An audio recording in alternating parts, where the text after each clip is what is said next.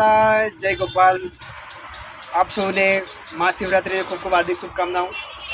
મહાશિવરાત્રિ આવી રહી છે દોસ્તો, તો મહાશિવરાત્રિના દિવસે દેવોદેવ મહાદેવ ભોળાનાથની ચલો આપણે સૌ મળીને ભોળાનાથની પૂજા કરીએ અને મહાદેવને પ્રસન્ન કરીએ।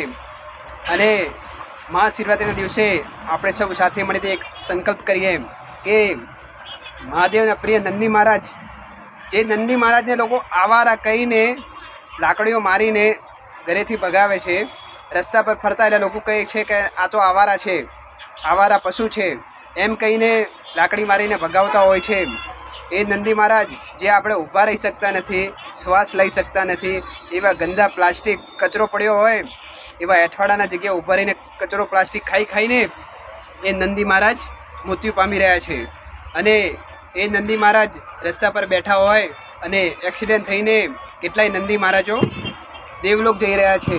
તો આપણે મહાશિવરાત્રિના દિવસે સંકલ્પ કરીએ કે આવા તમામ નંદી મહારાજોની આપણે સેવા કરશું અને એ નંદી મહારાજની સેવા કરીને આપણે દેવોદેવ મહાદેવને પ્રસન્ન કરશું। કારણ કે આપણે અગર જો આ નંદી મહારાજની સેવા કરશું ને સાહેબ, તો મહાદેવ તમારે પૂજા અર્ચના કરવાથી રાજી થતો હશે ને, એના પહેલાં તો તમે ખાલી નંદી મહારાજની સેવા કરીને જુઓ, ખાલી તમે મહિનો 2 મહિના અઠવાડિયું સેવા કરીને જુઓ સાહેબ, તમારી વાતો મહાદેવ તરત સાંભળશે અને તમારી તમામ મનોકામના એ ફટાફટ પૂરી કરશે।